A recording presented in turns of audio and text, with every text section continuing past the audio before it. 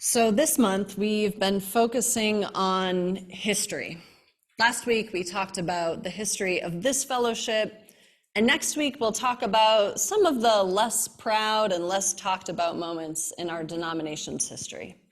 Times when we, as Unitarian Universalists, fell short of our values.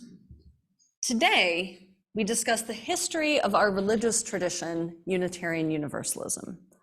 We focus on the history of the ideas of Unitarianism and Universalism and their history in the United States.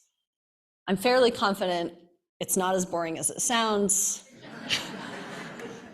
I also geek out about this kind of thing, so y'all can tell me later. All right. Part of what makes it exciting is that we come from two heretical traditions who had exciting and yet even somewhat mythical pasts. We'll get there.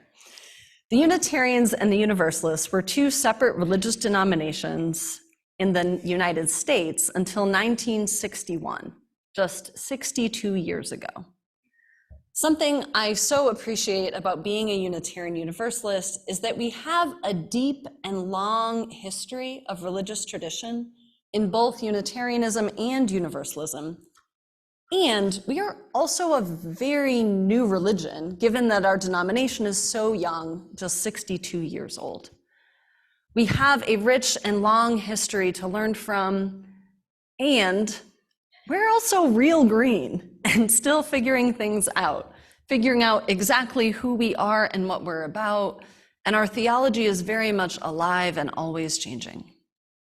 So, first, the history of these ideas, these theologies, starting with Unitarianism.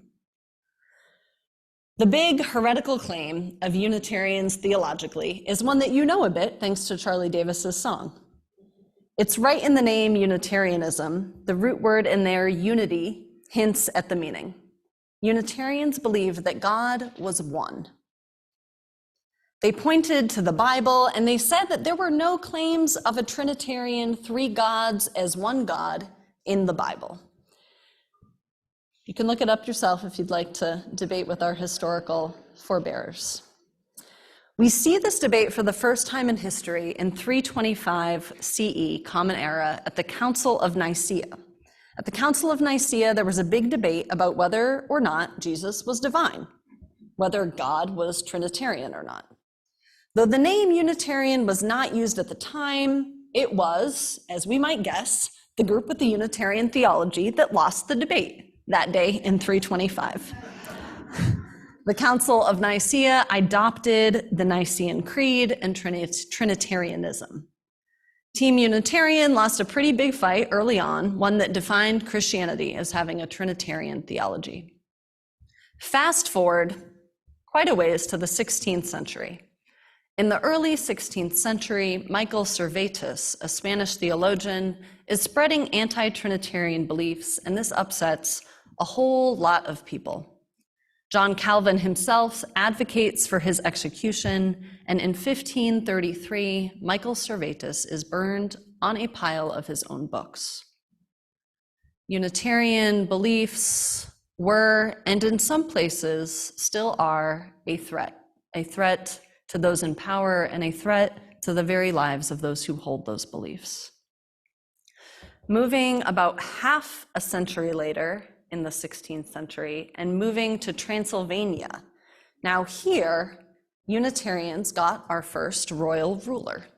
In the late 16th century, a Unitarian prince ruled in Transylvania, and suddenly the whole country became very tolerant, became a country that was known for religious freedom. Unitarianism also became a lot more popular as well. Now, sadly, once this royal Unitarian dies, the next ruler once again outlaws Unitarianism in Transylvania, and the leader of the Unitarian Church there is imprisoned. Unitarianism was threatening to many in its early days in Europe, and lives and livelihoods were taken. Indeed, this has been true for Unitarianism and Unitarian Universalism in more recent history on other continents as well. We'll talk more about that next week. For now, we look into the story here in the United States And we have to name that the story here is a lot different. Unitarianism enjoyed a fair amount of privilege and acceptance here in the United States. The first Unitarian church was established in 1782 at the end of the Revolutionary War, when an Anglican church proclaimed it was actually Unitarian. This church is in Boston. Now, there were a small handful of Unitarian congregations that came into being in the next several years, mostly in the Northeast, but also, notably for us, in Charleston, South Carolina. Now, by 1800, First Church of Plymouth, Massachusetts, which had been founded by the Pilgrims, who surely would not have been tolerant of Unitarian beliefs, but by 1800, the First Church of Plymouth that had been founded by Pilgrims actually became Unitarian. Harvard University, which was established in 1636 by the Puritans to train male clergy, became unofficially affiliated with the Unitarian Church within its first century of existence. So though Unitarianism took time to gain some footing here in the United States, by the 18th century, it was faring a whole lot better than its counterparts across the seas. And in 1825, the American Unitarian Association was established in Boston. Notably, its headquarters were right next to the State House. The physical headquarters of our denomination is still in Boston, and indeed Boston was the hub for Unitarians in the 18th century in our early days here in the US. Now, you might guess this by the headquarters being right next to the State House, but the Unitarians of Boston and Cambridge were in fact represented by largely white male ministers and were prominent intellectuals and socialites. They retained this for many centuries, and they were part of the so-called Boston Brahmin, which we would now acknowledge as a cultural misappropriative term, but they were called the Boston Brahmin, and they were part of the class of the elites in the 19th century. So, eventually, Unitarianism spread across the nation with an intentional church planting method to establish churches in colleges and university towns. The intellectualism, this care for reason, is part of its heritage. It's part of our heritage. We can see it in the Boston Brahmins and in the method of planting churches by colleges. We also see it in Michael Servetus, long ago in Spain, being burned on a pile of his own books. Unitarianism, reason, and intellectualism have a long, long history, and I love that the snarky Unitarians were like, show me where in the Bible we have this Trinitarian God, right? Okay, that's our crash course in the history of Unitarianism as an idea. Okay, moving on over.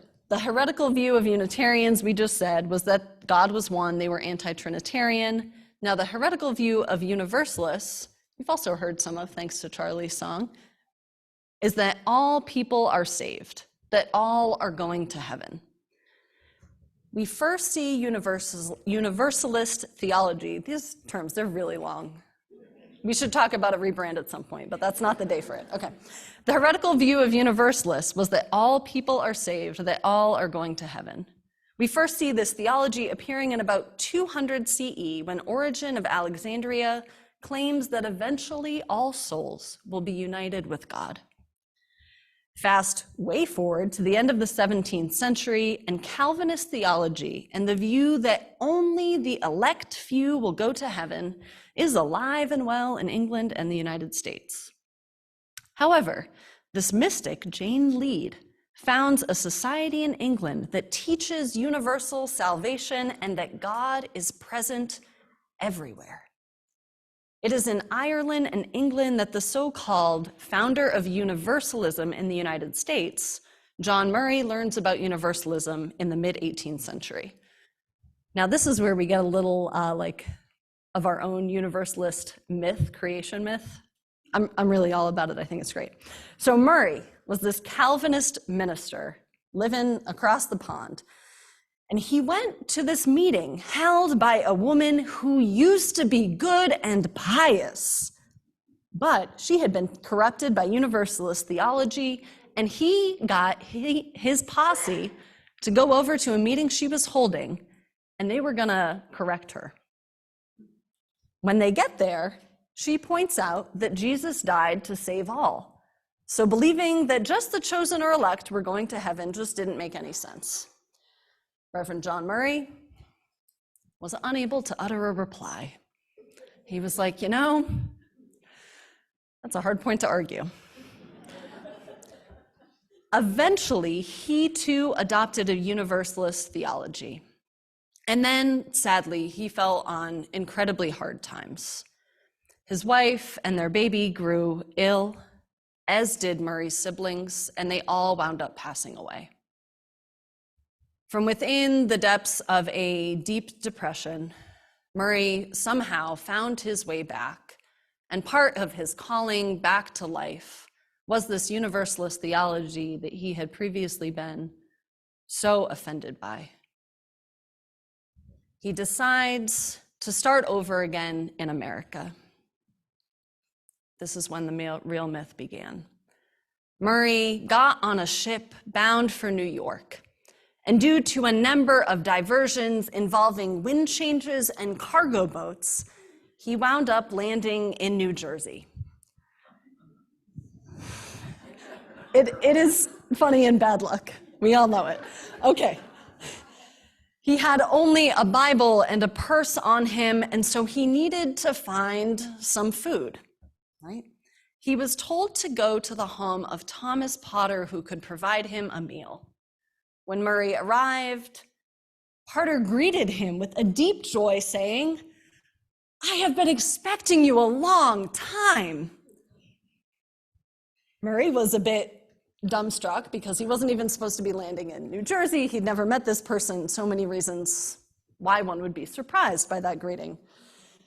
Story has it that Potter had built a meeting house for Universalist discussion groups in the woods 10 years earlier and had been looking for a minister the whole time. When Murray showed up with his Bible and his newly found Universalist belief, Potter understandably assumed he was heaven sent.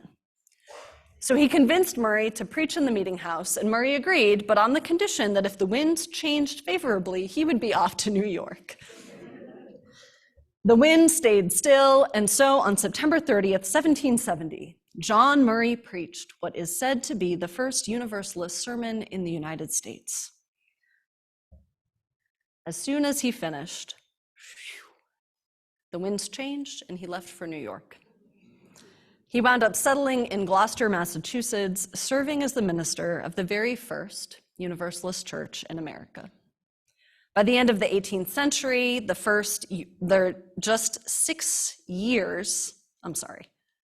he wound up serving the very first Universalist church in America, and this was at the end of the 18th century and happened just 6 years before the first Unitarian church became Unitarian, that Anglican one we talked about before. The Universalist Church of America was established in 1793, and Universalism takes hold in the United States. It has more churches in more places than the Unitarian, and they tend to be more rural and a bit smaller than the Unitarian churches. The Universalists are not quite the intellectual elites that the Unitarians are, which is not to say they are not intelligent, but Universalism takes hold in more working class communities and tends to prioritize the spirit and spirituality.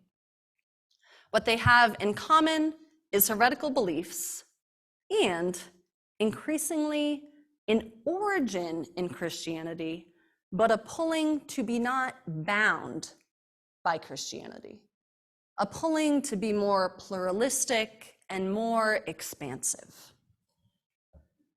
Both Unitarians and Universalists were moving further away than just being liberal Christians for a while. Both rejected narrow thought and lifeless creed. Both were being influenced by the transcendentalist movement that began within Unitarianism and nature-based spirituality more broadly. Eastern religions were influencing belief in the United States, and both Unitarians and Universalists. The Unitarians also had a humanist movement within it starting in the early 1900s, and the Universalists a more panentheistic theology. So, according to their beliefs, neither of them had really been exclusively Christian for a long time before the official merging in 1961.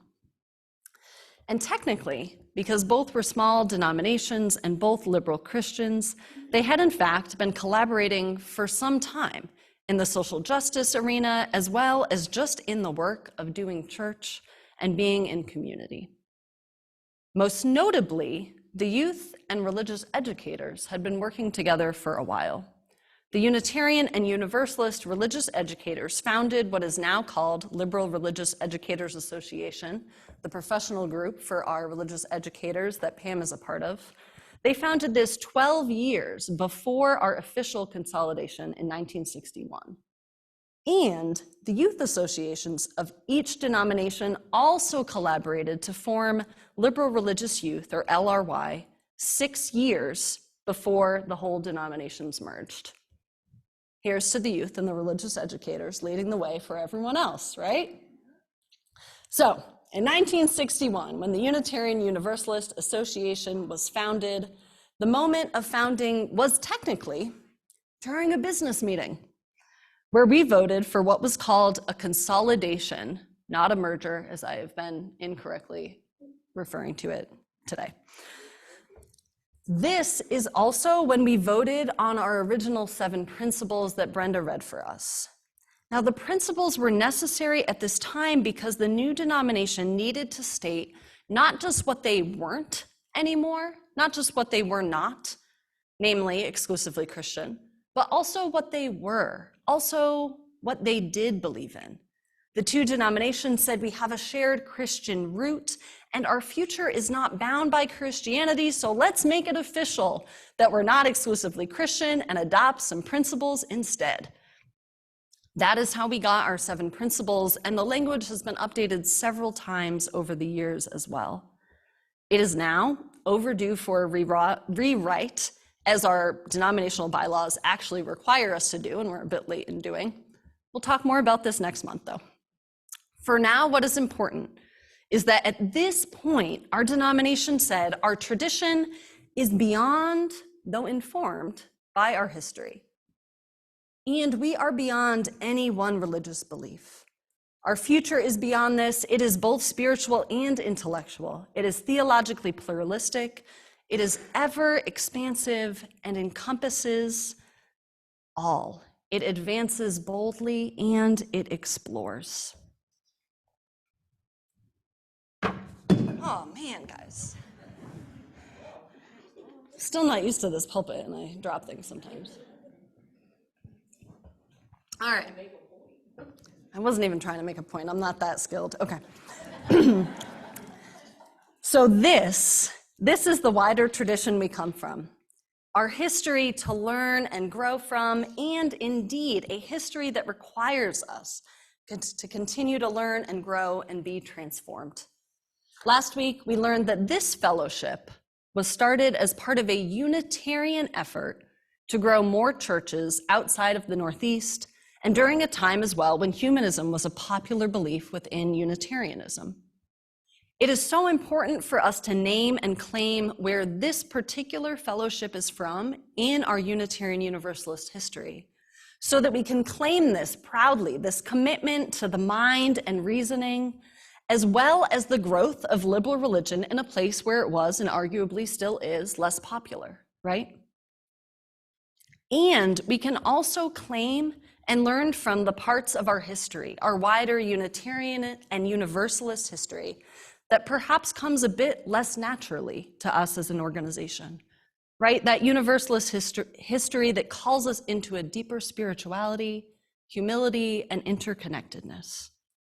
For as Unitarian Universalists today, we are and can claim and learn from all of this breadth of history. In 1961, our living tradition made a big change and took a big chance to keep on living and to do so together. And so it is now for us today as well. We are called in this time to stay true to our most deeply held commitments, and therefore to change and to grow in this always evolving, ever living tradition. Amen, May it be so, and may we make it so.